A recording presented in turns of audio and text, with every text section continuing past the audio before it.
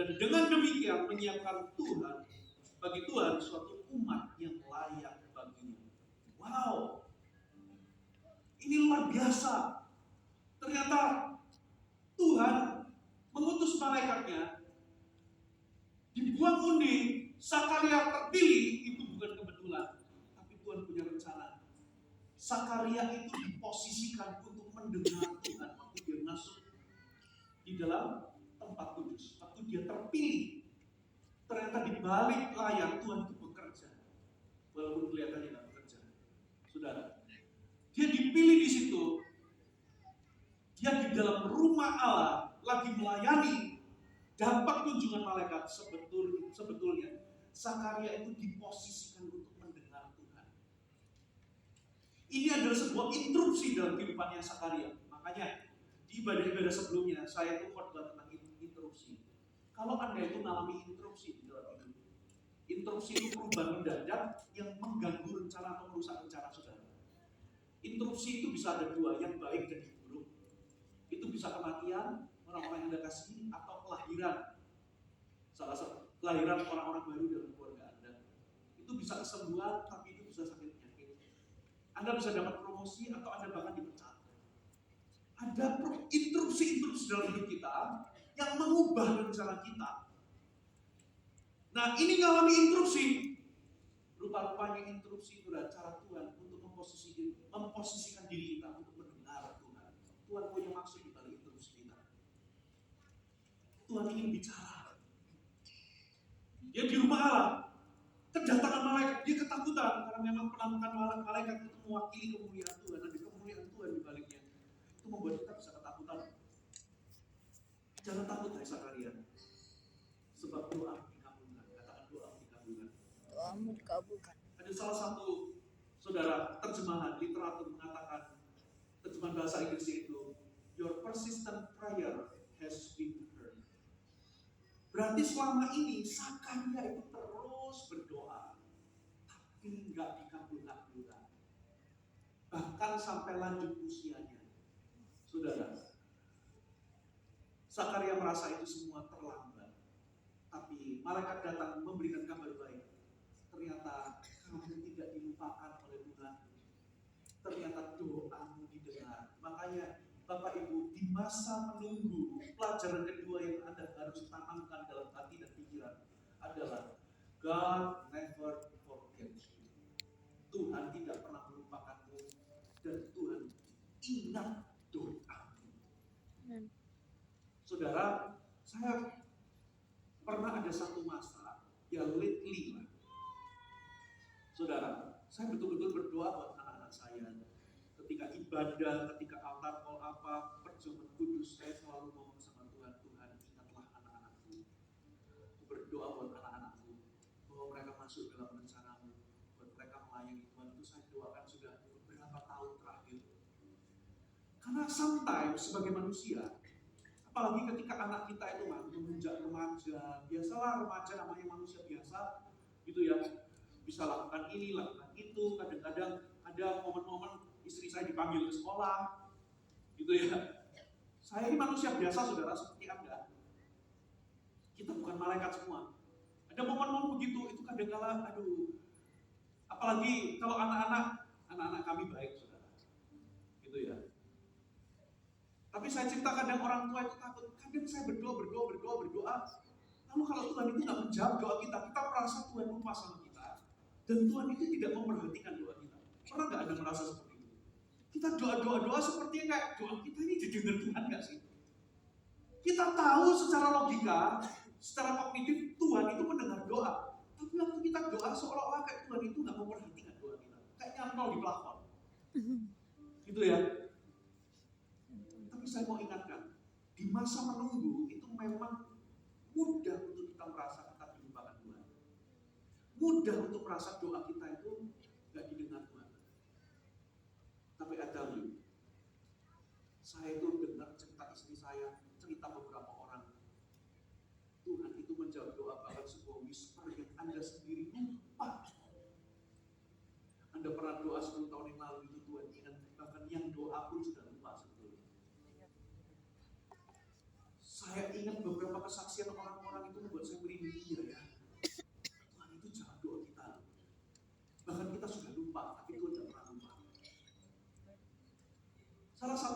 adalah salah satu teman Pastor Mike yang ada di Surabaya. Pastor Mike ini satu kali mereka berdua itu nggak punya anak. Ya, sampai hari ini tuh mereka berjuang untuk bisa ini saya mau apa-apa nggak punya anak. Tapi istri saya dulu pernah dapat penglihatan kamu akan punya anak. Dan singkat cerita benar, sekarang punya anak, tapi bukan karena kelahiran normal, tapi karena adopsi. Beneran, adopsi barusan aja ambil adopsi, anaknya lucu, bahkan nggak percaya, saudara, anaknya kok bisa lebih ganteng daripada bapaknya sekarang. Diadopsi, lalu waktu dia kasih nama Nathan, Jonathan kalau nggak salah Nathan. Bener nggak ya? Lalu dia itu bisa ambil tiba-tiba tanpa kesadaran, itu bisa tiba-tiba ambil Alkitab lamanya, dia ambil gitu lalu ada lembaran jatuh. Ternyata itu ada lembaran 15 tahun yang lalu dia tulis, Tuhan aku mau punya anak dan aku mau kasih nama Jonathan. Kaget dia. Disitulah dia tahu bahwa Tuhan answers prayer. Tuhan gak pernah, apa saudara? Tuhan gak pernah lupakan kita. Tuhan tidak pernah, bahkan sampai namanya itu persis. Saya dengar cerita ini, Tuhan itu real ya. Nah masalahnya begini, waktu kita merasa doa kita gak terjawab, bahkan kita berdoa tambah keadaan malah berbalik, tambah parah atau tambah buruk, kita merasa bahwa Tuhan melupakan kita. Kita merasa bahwa doa kita itu dilupakan sama Tuhan. Tuhan gak pernah melupakan kita, Tuhan juga ingat doa kita. Tahu gak arti nama Sakaria itu apa? Arti nama Sakaria itu Yahweh remembers. The Lord remembers. Atau Tuhan mengingat. Itu sebabnya waktu dia berdoa, persis berdoa, gak kunjung dijawab. Dia merasa Tuhan melupakan dia, tapi akhirnya in appointed time, pada waktu yang tepat, dia terpilih dalam undian. Ternyata itu adalah pengaturan Tuhan. Lalu di dalam tempat kudus itu, malaikat menjumpai dia dan berkata, Sakaria, doaku, istrimu akan punya anak dan kau harus kasih nama Yohanes. Anak ini akan tumbuh besar, akan menjadi besar di hadapan Tuhan. Dia akan membuat orang-orang berdosa, bapak-bapak berbalik kepada anak, orang-orang hati orang durhaka berbalik kepada pikiran orang benar. Dan dia akan mempersiapkan jalan bagi Mesias. Dia ini akan mempersiapkan suatu umat yang layak bagi Tuhan. Ini luar biasa. Katakan luar biasa. Luar biasa. Saudara, jadi Tuhan dengarkan doa kita. Tuhan tidak melupakan kita. Yang terakhir, saudara, kita baca ayat 12 sampai 25. Saudara, lalu kata Sakaria kepada malaikat itu, bagaimana aku tahu bahwa hal ini akan terjadi? Sebab aku sudah tua dan istriku sudah lanjut umurnya. Jawab malaikat itu kepadanya, akulah Gabriel yang melayani Allah, dan aku telah diutus untuk berbicara dengan engkau dan untuk menyampaikan kabar baik ini kepadamu. Sesungguhnya engkau akan menjadi bisu dan tidak dapat berkata-kata sampai kepada hari di mana semuanya ini terjadi. Karena engkau tidak percaya akan perkataanku yang akan nyata kebenarannya pada waktunya. Katakan, engkau tidak percaya. Engkau tidak percaya. Sementara itu orang banyak menanti-nantikan Sakaria, nunggu di luar. Kenapa? Ini jemaat gak bisa bubar sebelum imamnya doa berkat. Sudah. Tapi kok gak ditunggu-tunggu, gak keluar-keluar. Mereka menjadi heran bahwa ia begitu lama berada di bait suci. Ketika ia keluar, ia tidak dapat berkata-kata kepada mereka. Sudah ngomongnya mungkin bahasa isyarat. Ya, lalu mengertilah mereka bahwa ia telah melihat suatu penglihatan di bait suci, di dalam bait suci. Lalu ia memberi isyarat kepada mereka sebab ia tetap bisu. Ketika selesai jangka waktu jabatannya, ia pulang ke rumah. Beberapa lama kemudian istrinya, Elisabeth istrinya mengandung Dan selama 5 bulan, ia tidak menampakkan diri, maksudnya menyembunyikan diri. Dan tapi di pabrik. Katanya, inilah suatu perbuatan Tuhan bagiku. Coba lihat perkataannya Elisabet. Inilah suatu perbuatan Tuhan bagiku. Sekarang ia berkenan menghapuskan aibku di depan orang. Karena dia wanita saleh, tapi kok seperti kena kutuk gak punya anak. Rupa-rupanya Lukas ini mau kasih tahu bahwa tidak punyanya anak itu nggak ada hubungannya sama kehidupan mereka, tapi itu ada hubungannya dengan rencana Allah. Saudara, kenapa? Karena memang Yohanes itu harus lahir beberapa bulan sebelum Yesus. Yohanes nggak boleh lahir 30 tahun sebelum Yesus, nggak boleh.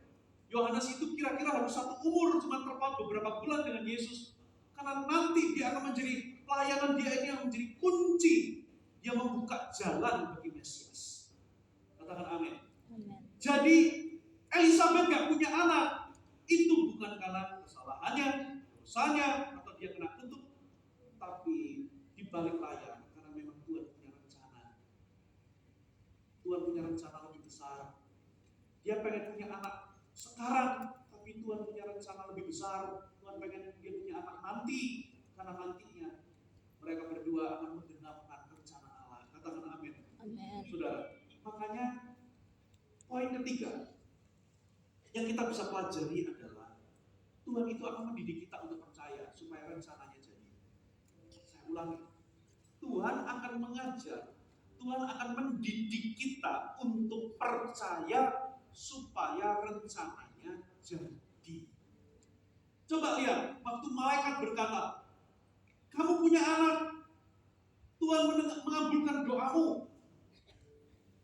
Tapi Sakaria berkata, bagaimana hal itu mungkin terjadi? Aku sudah tua, usiaku sudah lanjut, istriku mandul.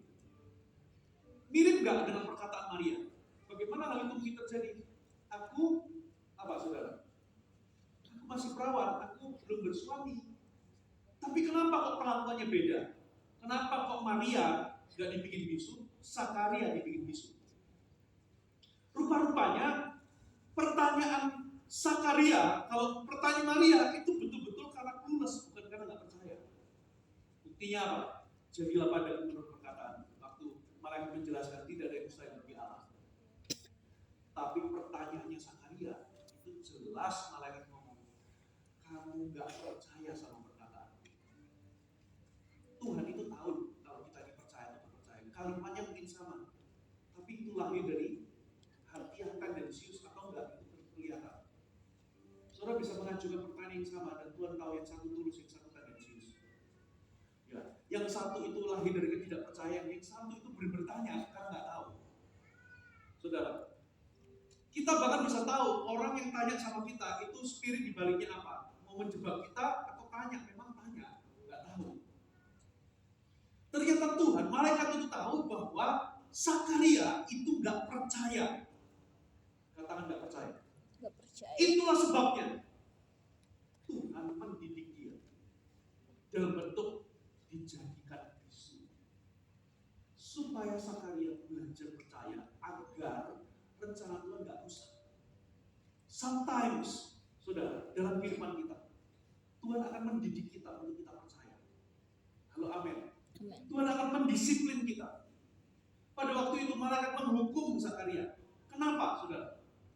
Alkitab berkata dalam Perjanjian Baru, orang-orang berdosa itu Tuhan bikin mujizat supaya mereka percaya. Makanya, saudara, Tuhan itu ngomong sama murid-muridnya, berbahagialah orang yang tidak melihat tapi percaya. Karena kenyataannya ada orang-orang berdosa yang melihat dulu baru percaya. Itu orang-orang berdosa, lazimnya begitu. Mereka itu pengen lihat dulu baru percaya. Tapi ini itu pendeta. Dia ini imam, dia itu pengajar Israel. Dia itu yang ngajar umat Tuhan untuk percaya kepada Tuhan. Makanya kenapa dia dibikin bisu? Karena seorang imam, kalau dia nggak percaya, dia kehilangan keabsahannya untuk jadi imam. Makanya dia tidak diizinkan doa berkat. Kenapa? Apa sih isinya doa berkat? Diberkatilah engkau, kiranya Tuhan memalingkan memandangkan wajah-Mu kepadamu. Diberkatilah keluar dan masukmu. Kiranya Tuhan menyinarkan wajah-Nya kepadamu. Dengan kata lain, doa berkat seorang imam itu sudah mengajarkan bahwa Tuhan itu memberkatimu. Nah, kalau dianya sendiri itu gak percaya, maka doanya itu cuma seperti pepesan kosong. Makanya dia gak diizinkan doa berkat, dibikin bisu. Sejak dia gak percaya, karena dia ini pendeta, Bapak Ibu. Dia ini hamba Tuhan. Dia itu yang harus mengajarkan umat untuk percaya, tapi dia sendiri gak percaya. Makanya, saudara, bedanya Maria dengan Zakaria, saudara. Maria itu teenager, umur 12-14 tahun. Ini itu sudah lanjut usia, sudah pengalaman pengajar Israel. Makanya pelakuannya beda, Bapak Ibu. Makanya sometimes Tuhan akan mengajar kita untuk percaya. Tuhan mendidik kita. Kalau Anda itu dididik Tuhan, jangan putus asa karena Tuhan sudah mengajar kita untuk percaya kepadanya. Amin, saudara. Amin. Lalu apa bedanya Zakaria dengan Elisabeth? Waktu Elisabeth mendengar bahwa dia punya anak, saudara, dia itu langsung percaya ini adalah perbuatan Tuhan bagiku. Apa yang kita bisa pelajari dari Elisabeth? Elisabeth itu telah belajar percaya. Elisabeth itu merasa bahwa hidupnya itu ada aib. Karena perempuan kalau nggak punya anak itu kayak nilainya turun pada zaman itu. Seperti kayak dianggap kamu punya kesalahan atau punya kamu kena kutuk. Tapi Alkitab berkata mereka itu hidup benar. Elisabeth punya segala alasan untuk kecewa kepada Tuhan. Bahasanya kita kalau dalam zaman kita itu begini, aku sudah melayani Tuhan, tapi kenapa kok doa tidak dijawab? Aku sudah hidup kudus, hidup tulus, tapi kenapa Tuhan izinkan ini terjadi? Kenapa kok orang lain yang bejat, yang enggak hidup dalam kekudusan, kenapa kok diberkati, kenapa kok aku enggak? Lalu kita kecewa, kita marah, nada-nadanya kita kecewa sama Tuhan. Elisabeth itu punya semua alasan untuk pahit, semua alasan untuk kecewa dan marah kepada Tuhan. Tapi Elisabeth tidak melakukannya. Elisabeth tetap setia dan mengabdi kepada Tuhan, tidak menurunkan kadar pelayanan. Beberapa orang kecewa, sudah nggak perlulah pelayanan. Betul atau betul? Makanya kita perlu pikirkan ulang. Anda melayani itu Anda mempersembahkan hidup Anda di atas altar, atau ini tentang dirimu sendiri. Makanya sometimes ketika kita nggak dihargai, kita nanggung-nanggung. Saudara, ini pelayanan tentang apa? Tentang dirimu atau tentang Tuhan? Ketika pelayanan mungkin saudara nggak dikasih kotak, saudara ngamuk-ngamuk.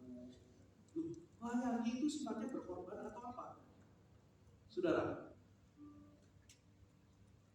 Bapak Ibu, melayani itu kalau ada sukacita, enteng, sumban. Katakan amin. Ya, saya sering kali ngomong kan, khotbah 7 kali. Ini saya terakhir udah lama khotbah 7 kali, nanti saya sakit. Sekarang ini Pak Gaji. Tapi tahu nggak, saya siap loh khotbah 5 kali lagi. Why? Kenapa kok enteng? Karena sukacita. Lalu amin. Tapi kalau saya ngomel 7 kali, yang lain tadi itu pasal dilihat pulang tengah-tengah hari, jadwalnya selesai. Enak ya kamu pulang. Ini gembalamu 7 kali. Terus saya enteng aja, saya sukacita. Saya kok ini pasal dilihat sudah pulang dulu. Kalau saya gerutu-gerutu, berat khotbah itu berat. Katakan amin. Pelayanan itu pengorbanan kalau ada sukacita, enteng. Nah, kita ngomel, aku sudah pelayanan udah begini, kok aku nggak dapatkan pujian, nggak dapatkan penghargaan, nggak dapatkan masuk kotak, nggak dapatkan ini, nggak dapatkan itu. Kita ngomel, saudara. Pelayanan itu tentang apa? Tentang diri kita kah? Atau tentang Tuhan? Saudara, Elisabeth, doanya nggak dijawab. Dia sudah hidup benar, hidup saleh, benar di hadapan Tuhan, tidak bercacat pula, melakukan semua perintah Tuhan, tapi doanya nggak dijawab. dijawab, doa terbesarnya itu pengen punya anak, tidak dijawab sama Tuhan. Elizabeth punya semua alasan untuk kecewa, tapi ia memilih untuk percaya. Katakan amin. Amin. Ada 3 hal tentang doa, Bapak Ibu. Yang pertama, doa itu bukan hanya meminta Tuhan melakukan sesuatu yang kita inginkan, tapi doa itu tentang menyelaraskan diri kita dengan kehendak Tuhan. Yang kedua, doa itu bukan hanya memaksa Tuhan untuk melakukan apa yang kita inginkan, tapi doa itu sebetulnya kita itu mendekat kepada seseorang yang pegang kendali. Ketika kita berdoa, kita sadar bahwa tidak semua itu di bawah kontrol kita, makanya kita berserah dan mengenal siapa yang pegang kontrol. Yang ketiga, doa itu bukan hanya tentang meminta sesuatu. Prayer is not about asking but trusting. Doa itu bukan hanya tentang meminta sesuatu.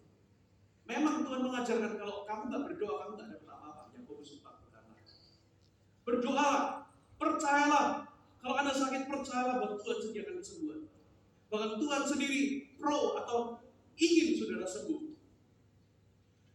Asking, trusting. Percayalah, saudara, iman akan bekerja. Tapi kalau misalnya nggak sembuh, prayer is not just about asking, but trusting.